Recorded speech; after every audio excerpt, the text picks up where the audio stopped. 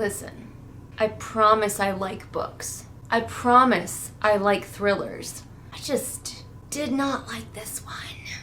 Also, I really like this lipstick, except for it is on my teeth. And it will not stop, so I apologize if that bothers you. Let's go. I'm green with rage at this book. That book is The Last Housewife, which I saw a little bit of a buzz. Like, I think a couple people had read it on my Goodreads, and I was like, ooh. So I went to my library's app, and I was like, they have it available now, which should have been my first clue. The Last Housewife. Let's read the blurb. It's a fairly long blurb for a thriller. While in college in upstate New York, Shay Evans and her best friends meet a captivating man who seduced them with a web of lies about the way the world works, bringing them under his thrall. By senior year, Shay and her friend Laurel are the only ones who manage to escape. But now, 8 years later, Shay's built a new life in the tiny Texas suburb. But when she hears the horrifying news of Laurel's death, delivered, of all ways, by her favorite true crime podcast crusader, she begins to suspect that the past she thought she'd buried is still very much alive, and the predators more dangerous than ever. Recruiting the help of the podcast host, Shay goes back to the place she vowed never to return to in search of answers. As she follows the threads of her friend's life, she's pulled into the dark, seductive world where wealth and privilege shield brutal philosophies that feel all too familiar. When Shay's obsession with uncovering the truth becomes so consuming, she can no longer separate her desire for justice from the darker desires newly reawakened. That's a fucking lie. She must confront the depths of her own complicity and conditioning. But in a world built for men to rule it, both inside the cult and outside of it, is justice even possible? And if so, how far will Shay go to get it? Well, first of all, Shay is an idiot, so not that far. Okay, so I think I'm gonna structure this one differently. I just needed to rage about this book because it's so bad. I'm gonna structure it differently though. I'm going to go in order of the plot. Obviously, we're going to spoil it because I spoil books that I hate, and I hated this. So we're going to go in order of the plot instead of going like characters, plot, world building, stuff like that. We're just gonna break it down, at least what I remember. I finished it like 3 days ago, so hopefully the hatred has kept it fresh in my brain. So yes, we have Shay. We have Shay, and she is our lead character. And if you're wondering which archetype she falls into as far as thriller heroines go, she is the standard idiot archetype. The girl who wanders around just like bonking into all of the clues she needs and making every possible mistake. But don't worry, the world will bend around her to keep her alive. So yes, we meet Shay, who is an author. That doesn't matter, because of course she's an author who's not writing anything right now. Relatable, because oh no, she's got horrible writer's block. Oh, whatever will she do? So she's listening to her favorite true crime podcast. Now if you see me glancing over to the side, it's because I've got like a small cast list over here so I can remember these characters' names, because I think it's going to be helpful if I actually have everybody's names this time.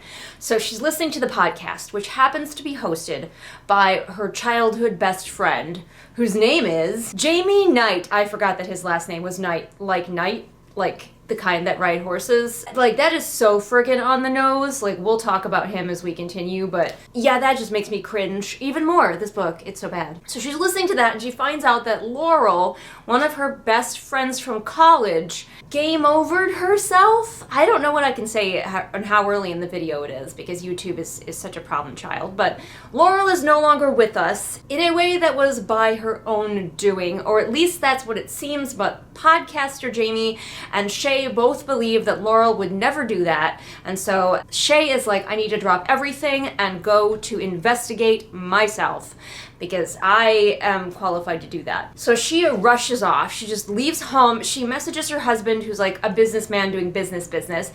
She messages him like, I'm going back to my hometown to work on my book, and fucking bye. And she just buggers off. Well, she doesn't even message him. Her husband matters so little to her and the entire plot that she doesn't even tell him where she fucking went until he gets home, finds her missing, and calls her a million times to be like, please tell me where you are. I suppose I could just get him out of the way right now. He is the most superfluous character who ever existed. We never actually see him on the page. He only exists in phone calls. She's only ever annoyed by those phone calls or messages as he reasonably asks her where she is and begs for her to like come home, and we're supposed to be mad at him because he wants her to come home because they're gonna have like company over.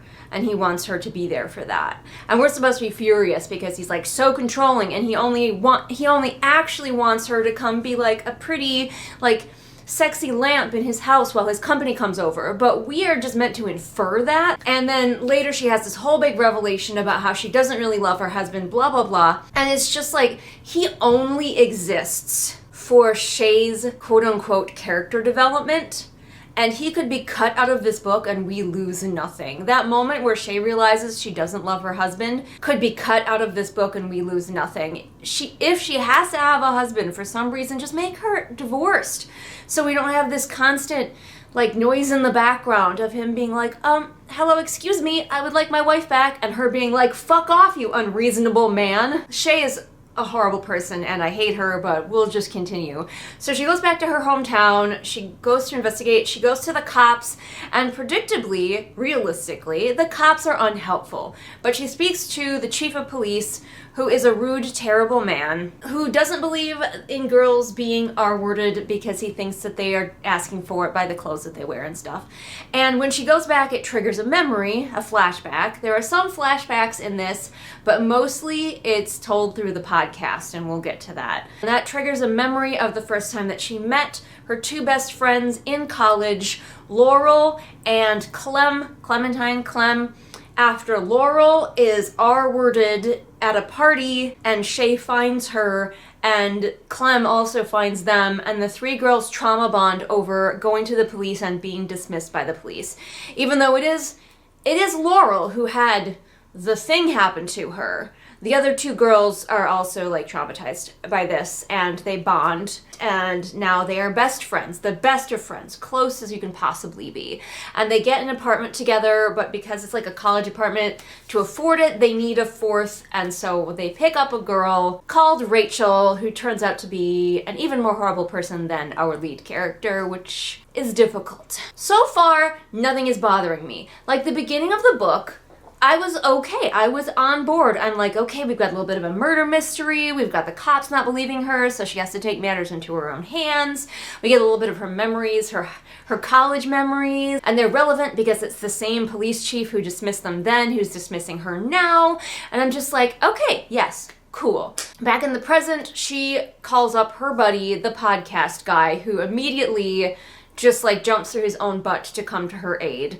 And that is his whole personality. I told you his name is Knight because he's a white knight, and that is all he has. And I'm sure I'll talk about him more as we go, and at the end I'll probably like round off my feelings on all of the characters. But yeah, he is like, oh my gosh, this girl that I've loved forever needs me.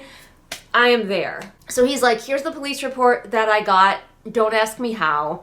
Because he like has all of the connections. As a podcaster, you know podcasters famously have like connections everywhere. He's got like a guy in the chair who whenever they need somebody to give them information, he's just like, I'll tell, I forget what his name was, it was something silly like Teddy or something like that. He's like, or Georgie, I don't know. He's like, I'll tell that guy, and then like a chapter later, he'll be like, I got the information from that guy. So like he has all of the connections. His podcast is hugely popular. It's like the My Favorite Murder of this universe. So like he has resources coming out of every which where, but he and her still have to stay in this little motel. Now I forget how they figure out that they need to go to this weird BDSM sex place. I think I can start using the real words for things. I'm far enough in the video.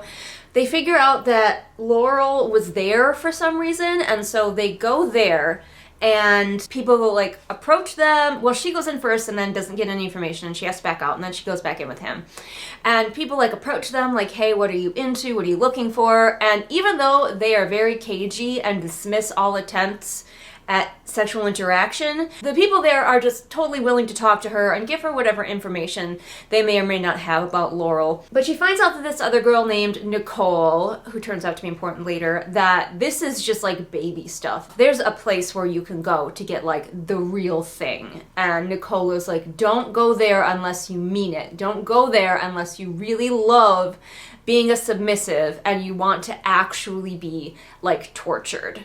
And so, of course, Shay is like, I can't wait to go by myself without a plan. multiple times. Shay is the stupidest girl. She's so dumb. And things just work out for her. It is infuriating. So she doesn't even tell Jamie, her partner, that she's going to investigate this like super dangerous sex mansion where you get like tortured for real. She's like, I'm just gonna go investigate it by myself. And she does. Clearly a cult, and this is where we get into the cult stuff. So when she goes here, we have the sex cult. Conveniently, again, the story rearranges itself. The pieces move around Shay, so she's never actually punished for any of the world's stupidest decisions. But she goes to the sex cult by herself, doesn't even tell Jamie, and she wanders in, and like, there's implications that something bad might happen to her if she gets caught, but of course she doesn't get caught. And like, there are a few threatening moments where, ooh, she might get assaulted, but also there's this underlying implication that actually she likes it. She likes being a sub, she likes being dommed. And I was like, well, okay. I don't love it, but I'm on board if the book is going to use it in some way. Like, maybe she's the perfect one to investigate this weird sex cult because she is really into the activities that they're doing. That would make her pretty perfect for infiltrating this place if she enjoys the activities they're in. And plus, you know, even though I don't love it because it leans so heavily on like sex stuff and I'm asexual, I'm like, if they use it well, I'm not gonna be mad at it. Did not use it well. I don't even know how to arrange some of my thoughts about this book and how poorly all of the themes were used. There are themes going on with her where it seems like it's okay, you know, that she's into BDSM and she's a sub and all of this and she likes being dominated and she likes pain. Sometimes the book is like, and that's okay. That's good and empowering, actually. And sometimes the book is like, no, it's because she has all this trauma and it's bad that she likes that, actually, because she's a strong feminist. And I'm like, will we make up our damn mind? This book has no idea what it wants to be about except insulting to everyone. Men, women, everyone should be insulted by this book. But anyway, Shay just like wanders around this super dangerous sex cult, finds minimal information, and leaves it. She does this a couple of times. She keeps going back, even though Jamie is like, oh, you went in there without telling me, you shouldn't have done that. And then they have like a pseudo-romantic moment between her and Jamie, and then she goes back to the sex cult. And when she's there, she keeps interacting with Nicole, and she finds out more and more about it, and that they have this like society of the men are called paters and the women are called daughters. Really missed a trick there, not calling them housewives. Like, wouldn't that have been perfect? The Last Housewife, they're all called housewives. The Last Housewives thing is a reference to a small portion of the book where we find out that the reason that she likes being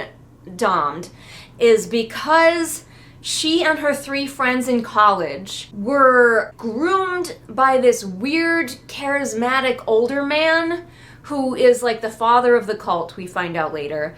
And he started out with them, they were his prototype, and he just like had a few conversations with these girls who are going to this very feminist liberal college, but he just like talked to them about how actually no society should work with women being ultra submissive and staying barefoot and pregnant in the kitchen, and men should be in charge, and women's brains just work differently. You're just meant to be subservient and submissive. And for some reason all of these girls are like, oh my god, he is correct. And so he keeps them in his home as his slaves, like a long time, I don't remember how long, like maybe a year. He like imprisons them in his home as his quote-unquote housewives. And then they finally escape, but Clem is killed. It's framed as a suicide, but she's obviously killed. So Laurel and Shay escape, and they go to the cops, and once again, the police dismiss it and don't do anything about it, and the dean dismisses it. They go to the dean of the school, and nothing happens. And when they go back to the man's house, Don is gone. So like, oh, they never catch him, he got away and went off to form this giant sex cult in which every single man in power anywhere is in this sex cult. So like the police chief is in the sex cult, the mayor is in the sex cult, the guy running for governor is in the sex cult. Everybody who could ever possibly help these girls and is a man is in this sex cult. If this book was handled with any kind of skill, I might hazard to say that this is a metaphor for, you know, just society in general, where it can feel like all of the men in the world are in some kind of weird cult without you, and when you as a woman go to them for help, it turns out that they are actually never on your side and never going to be. They're on the other men's side, and that's it. That's something that a lot of women have experienced, right? This book is not skillful enough to be doing that. It's just so that she can never turn to anyone else for help except for her podcast, White Knight second chance romance that's happening here. By the way, she cheats on her husband and doesn't care because he doesn't matter to her, he doesn't matter to the book, he doesn't matter to anyone. He is not a real person in our eyes, and so when she cheats on him, the reader doesn't care either. So just make him an ex-husband from the beginning, so you don't have to make your main character a blatant cheater. What is the point of doing that? That just makes me hate her. I know I'm not supposed to hate her because I'm supposed to be glad that she gets with the White Knight boy instead of her presumably undesirable husband who dares to have the unrealistic expectations that his wife would communicate with him when she leaves town and doesn't plan to return. Anyway, so yes, Shay and company were indoctrinated by this man, but they escaped and he got away, and now he is the leader of this sex cult in which every single man except for White Knight Jamie is involved. And this is what I mean when this is insulting to men too. Every single man except Jamie is just out here living in the most extreme version of the manosphere that you can come up with. Every single one of them is out here being like, yes, women are not even human.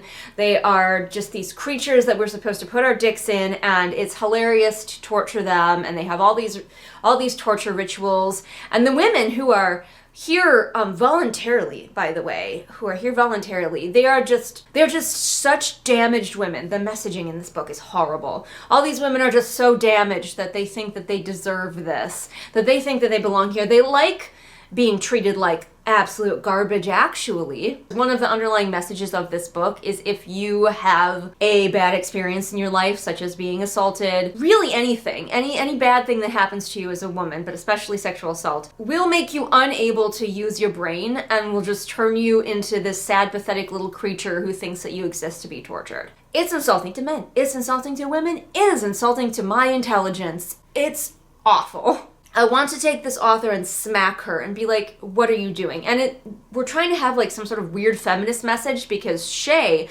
is the strong one, and she will come in here and teach these women to value themselves, or at least one of them. She only latches on to Rachel, and that's it. The other women don't matter. They're just background faces. When she talks to them, they're just like, oh, I love being tortured, actually. Like, Shay will find somebody like bleeding and huddled in a corner sobbing, and when she talks to them, they'll be like, no, I deserve this. This is all that I'm good for. And I'm like, oh my God. So every man is a horrible misogynist, and every single woman that she encounters, like, she doesn't encounter any other women in this book who are not also on the side of the cult. There are no other women except the ones that she encounters inside of the cult. So that's great. And the only other man that she encounters is frickin' Jamie, who is not a good man either. Like, we're trying to be convinced that he is just the best guy because anything she says or does, he goes along with. She's like, I like to be dominated in the bed. And he's like, cool, I like to dominate you. Everything that she says or does, he is 100% on board for. When she keeps sneaking off to investigate by herself in this super dangerous torture dungeon, he's like, oh no, maybe don't do that without me. But it's okay because everything you do is glorious and wonderful, Shay. Like, he's not a person either. He doesn't actually have a personality. He's just the biggest simp who ever simped. He escaped from a 90s movie. You know those 90s rom-coms where the guy is just like a really, really nice guy in the background and is like her best friend, and then at the end of the movie she realizes that it's him she actually loves? He's that guy. He escaped from those movies. He's out here holding a boombox over his head. We find out later that he basically stalked her in high school, and she finds that charming, and she's like, oh my gosh, you rearranged your entire life just for me in high school? That's so sweet of you. And I'm like, red flags everywhere. He is the nice guy TM, and we're supposed to like him. I can't believe that a woman wrote this. Like, does she not understand that this is like so toxic? He's supposed to be the one that we root for. But anyway, she keeps going in and out of this sex cult. The world always rearranges itself so she never has to actually do any sex with these bad men. Something always happens where she can get away or she can talk her way out of it. She gets branded So like she's marked. She is one of the quote unquote daughters officially. She always, like, whenever one of the guys comes over and tries to like talk to her, she's allowed to talk back. Even though every other woman has to be submissive, she can talk back and say no. And they're just like, oh, wow, I love when they play hard to get. Tee hee hee. They're just on board with it for no goddamn reason. None of them ever like grab her and force her. That's what they're supposed to do. This is what the whole cult is about. And the women here supposedly are on board for this. But she's like, oh no, I don't want to right now. Or, oh, I have somewhere else to be. And they're just like, ha ha ha ha. Oh, I love the thrill of the chase. So she investigates and she investigates. And then she finally figures out that the place where, like, there's a secondary location that's like where the quote unquote prophet lives. And the prophet is clearly Dom, the guy who stole her when she was younger.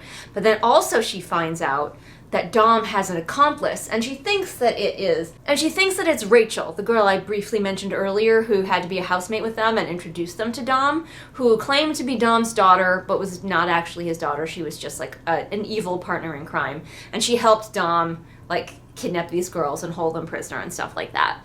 So she's like, Rachel must be his accomplice. But then we have to have the stupidest scene ever, which is these authors, it seems like authors writing bad thrillers cannot stop trying to write this world's deadliest game or whatever, where there's an event that she goes to. By the way, she's not required to stay at the cult compound. None of the women are.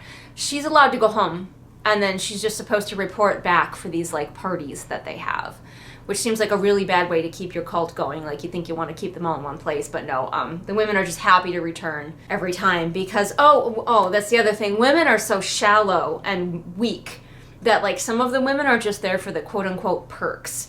Because if they let rich men abuse them, then the rich men will shower them in gifts. Again, insulting to both men and women. So yeah, of course the men can let the women leave in between times because they'll always come back because they're either so beaten down that they believe they deserve it, or they want all of the pretty dresses and fancy cars, and so they'll just let men treat them like shit. So anyway, they have this party that is just the women are supposed to run off into the woods and the men are supposed to hunt them down. And whichever man catches whichever woman, he rapes her and then he brings her back as his conquest. And that's like his woman for the night. So, of course, the girls all run off, and Shay is here because she's an idiot, so don't worry, she'll be fine. She runs off to find Nicole, the girl that she has befriended / is in love with. There's some queer baiting in this book, and it's really odd. Because whenever she thinks about Laurel, she thinks about her as the woman I loved. Those exact words. Sometimes she's like, my best friend, the woman I loved, but sometimes she's just the woman I loved. Very, very queer-coded. And then she becomes like kind of obsessed with Nicole. Like, Nicole is the only one she ever hangs around with, and she's like determined to free Nicole. Fuck those other women, Nicole specifically. And I'm like, I feel like it's because you like Nicole, like you have a crush on Nicole, but that is never explored. She just forms this really, really strong bond with Nicole, and it's never like, oh, she reminds me so much of Laurel. None of that. She just really likes Nicole. So she finds Nicole and she's like, we can run now. And for stupid contrived reasons, Nicole is like, yes, now I am ready to run. But just as the girls are about to run, a guy comes around the tree and catches them, and Nicole is brutally murdered in front of Shay, and then Shay is dragged away. They don't murder Shay for some reason, they capture her. And when she awakens next, we get the big twisty twist, which is that Laurel never died. Her police report was falsified by the crooked cops who were all part of the sex cult. Laurel is actually Dom's new second in command because she killed Rachel. And all this time, Laurel actually liked being indoctrinated by the evil, evil man, and she ran back to him as soon as she got the opportunity. And out of nowhere, in the process of this, she casually becomes the CEO of this big company. There's a company that's mentioned a few times in this book, I can't remember the name of it. In her backstory, she's telling Shay, like, all of the turns of events that happened between the last time that they saw each other, and she's just like, oh yeah, and because I needed money, I just decided to start this business that now is like a multi-million-dollar business, and I'm the CEO. And she just keeps walking. I mean, I wish it was that easy to just casually become the CEO of a multi-million-dollar business. I would like to decide that I need money and I'm gonna do that. Where do I sign up for that? So yes, this girl is bankrolling the cult by being the CEO of this business that she just started don't ask questions, she just did it. We could just do that. You can just decide one day to do that. It was indicated as well that Laurel didn't come from money or have anybody helping her. She was actually poor. She just decided to start her own multi-million-dollar company. But anyway, she's like, I actually love Dom and I love this whole cult. And I completely agree with him that women's place in the world is to be these little subhumans that are treated like shit. Obviously, except for me, the CEO of a business that's bankrolling the cult and the second in command of the cult leader. So all other women in the world are supposed to be treated like shit. I'll be honest, this is the most true thing about this, because how often do we see it, especially in religious cults, where the women are like, yeah, women are supposed to be subservient, while they themselves are not being subservient. And Shay is like, no, girl that I am clearly not in love with, come back with me, I can deprogram you. But then Dom comes in, and there's a big giant fight, and of course, Laurel is killed in the fight, because she can't live. She can't survive and be deprogrammed. He literally makes her kill herself because women's minds are just that weak, especially because, you remember at the beginning of the book that Laurel was raped, and that made her so weak that by the end of the book, a man would order her to slit her own throat, and she would. I love that for us. Oh my God. I have seldom read something so insulting to every person involved. So anyway, Shay has this giant climactic confrontation with Dawn, and eventually she wins. She gets the shit kicked out of her, but in a major case of injuries don't matter, her injuries don't matter. She gets shoved down the stairs and sliced open, and she's just fine to fight back. But unfortunately, the gubernatorial vote is happening in a couple days or something like that, some politician. And of course that politician is an evil person who's in the cult. And so she and Jamie are like, what can we do? Every single person in town is either a man who is in the cult or a helpless woman who could never take on the cult. Because they never try to find women who could help them. They're just like, well, all the men are in the cult. And there are some women in the cult who believe that they should be submissive. So that means there's no one who could have any power or say in this town. So we have no other choice. So what they do is, Jamie's like, oh, that's right, I have the world's most popular true crime podcast. No one in authority will believe us because everyone in authority is men. So we have to go to the girlies of the internet, because they do technically go to women for help, but they go to a very faceless, amorphous blob of mystery women for help, instead of any of the women who might be right there in the town with them.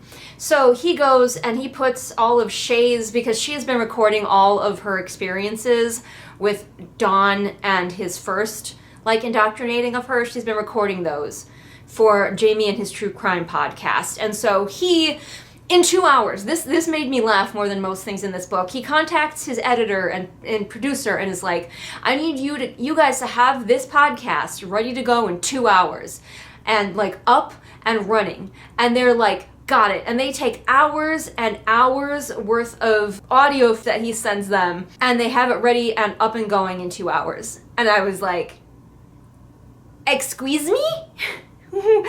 No, he doesn't. He just sends them literal hours worth of Shay's confessions about Dom and all of her observations and findings about this place. They have it ready in 2 hours.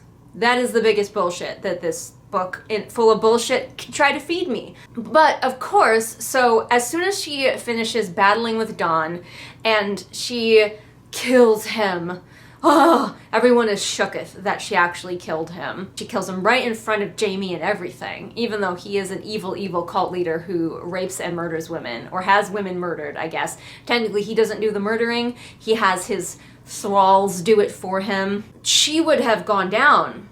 She would have, the evil men would have won. Except, just that hour, the entire world heard this podcast, and a unknown amount of internet girlies started calling up places, and somehow them doing it and alerting the rest of the United States about this cult meant that the cult got taken down, and the evil guy who was running for some elected office got taken out of the running, and now Shay is on house arrest, and she's probably going to be freed because, again, she has her entire story recorded, because she spent the majority of this book recording her life story and trauma in between going back and forth to this weird sex cult. She did that. And so all's well that ends well. Oh my God. This is a terrible, terrible book. Is it well written at least? No. No, it is fucking not. On the whole, the prose are okay. They're mid. But the author makes this choice with the podcasts to frequently just have us go back to the motel where she's staying with Jamie, and when they're not flirting and having sexy times, she is like, let me just record all of my tragic backstory for you. And so a majority of this book is her tragic backstory through telling. No showing, just telling. And apparently, college-age girls are so stupid that all it takes is for one man who's kind of handsome and influential to tell them, I'm interested in you, for them to be like, yes, I will completely submit to your way of life, and I really am starting to consider your thinking on how I am less than human and really should be your slave forever. It is so deeply insulting. All telling, no showing in the form of this podcast, and then the rest of it is taken up with Shay being an idiot, a world-class idiot, and the book bending over backwards to have nothing bad happen to her. But sometimes even just the writing on a line-by-line level is terrible. At one point, this one stuck with me. She's driving up to a house, and she says, somehow it looked bigger up close than it did from the end of the driveway or something like that, or from the street. And I'm like, yes, that is how getting closer to things works. I feel like I lost several thousand brain cells with this book, but I read it through because I wanted to do this rant for you all. I hope you are enjoying it, as I am filling it with all of my hate. And of course, Jamie is the one that she ends up with in the end, because even though he is a creepy stalker in high school and literally never says no to her ever, or has any of his own thoughts or opinions, is all just, how can he simp for Shay at all times? He's the desirable one, instead of her stupid, unreasonable husband who she forgets about, like, the minute that she has sex with Jamie. And I'll be honest, for a book that is so full of, like, violence and sexual violence, very little sex is actually described. Lots of violence, lots of blood, there's branding at one point, but I thought that I was gonna have to, like, really brace for the amount of sexual violence that was going to happen in this book. There's barely any. It's all like off screen. Like, there's a little. Wow, what is this book? What is this book? Throw this book in the trash. I cannot believe anyone out there gave it 5 stars. Nigel, can you believe it? He's still there on my lap. He's like, mother, please contain your rage. I will try to keep it in. Those are my thoughts for The Last Housewife. There were a lot of them, so I hope you guys like long, ranty reviews. But I am going to leave you now with these quick reminders that you can support me over on Patreon or on Ko-fi if you liked what you saw here and think I deserve to be paid for it. I feel like my suffering deserves some compensation personally, but that's up to you in the end. Don't forget that doing simple and free things like liking and subscribing and commenting helps out us creators a great deal to be seen here on YouTube. I have some books of my own that are available on Amazon if you'd like to check them out, and I'm also a freelance developmental editor, so if you're in the market for one of those, hi, hello, nice to meet you. And now Nigel and I have other things to do today, so we are going to leave this rage behind us and carry on with our lives. And I will see all of you again next time with whatever it is I happen to be doing next time. Bye! Shun the non-believer! Shun! But you know who's not a non-believer? My patrons, and also Nigel, who is here on my lap while I'm trying to record this.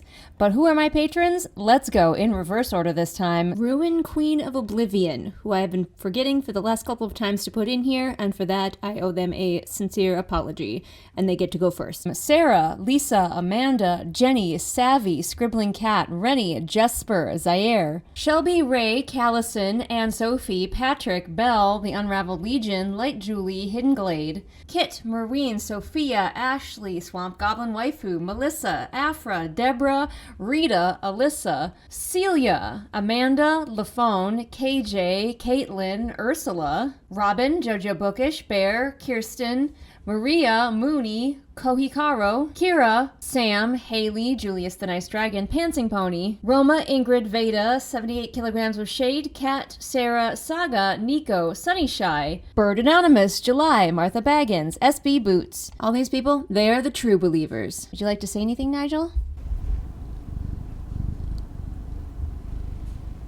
Get in, everyone. We're going to Candy Mountain.